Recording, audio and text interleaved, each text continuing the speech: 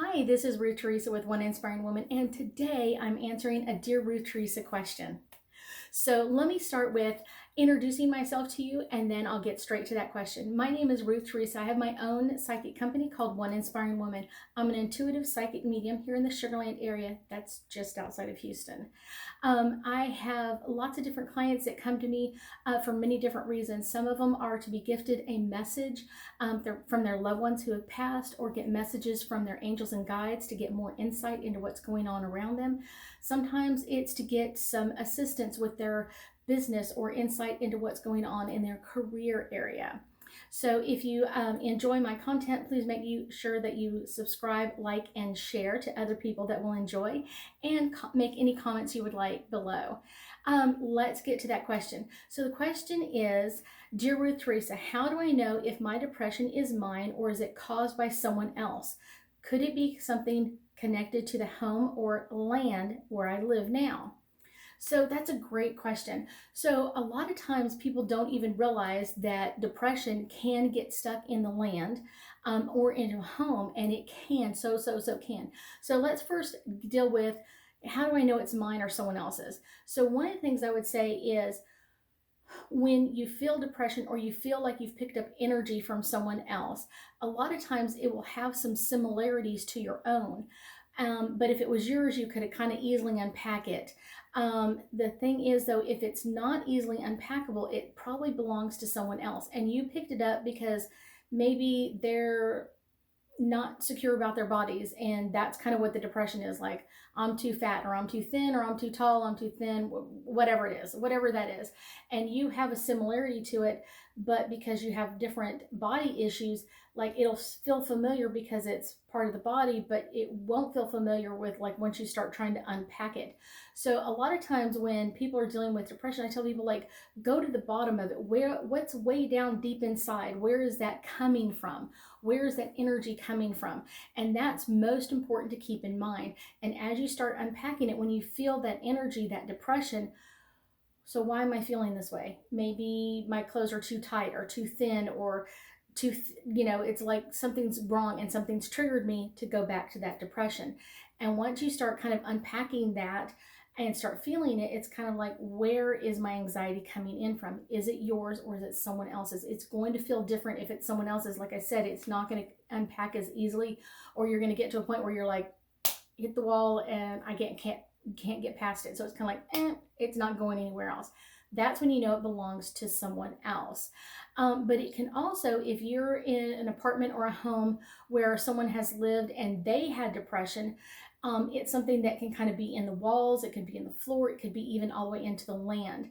Anytime someone has these thoughts that keep coming up over and over again, it's kind of like rolling off of us, and other people can pick up on that. And so that's kind of like the interesting part about it, is it can get so involved in the walls or the land that you really need someone to psychically come in and clean it out. If it is, and like I said, when you start unpacking it, that's where you're going to know, like, hey, this doesn't really feel like mine. Or you can always reach out to a psychic and kind of, where are they getting that energy from? If you have your home psychically cleansed or your land psychically cleansed, it's kind of like they go down into the root of it and kind of like pull it all out and release it and let it go. Therefore, it's not going to be affecting you the way it does now. But I often tell people, the other part is you can also body test to see if it's yours, to see if it's resonating with you. I will put a link below for my body testing video, so you can kind of like learn how to body test. So what I would say is, like, if you're body testing just energy, it's not like an item, like, do I need to buy this book or do I need to get this? You would kind of put your hand, I would say, like hitchhiker's thumb, and you're going to put it right down in here, feet hip width apart, and then start asking your questions. And like I said, I'll put that link in beneath here, so you can kind of find that out. But a lot of times people have different types of depression, and therefore it's going to feel a little bit differently, and that kind of helps you to kind of know if it's yours or someone else's. So let me get a couple of angel cards going, and let's see what your angels and guides have to say about all of this. So I've got a couple of them coming in. Archangel Michael.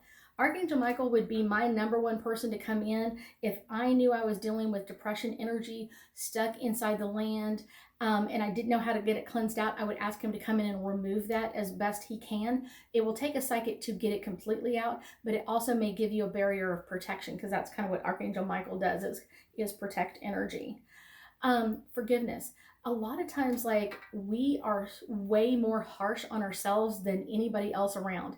We really are very harsh to ourselves. We talk to ourselves in like a very harsh voice, like, I can't believe you did this, and you're an idiot, or you're crazy, or whatever it is. And it's one of those, like, if you wouldn't let someone talk to your best friend like that, then why are you talking to you like that? It's one of those, it can affect so much of us to be dealing with that harsh, heavy energy that we're kind of combating to ourselves.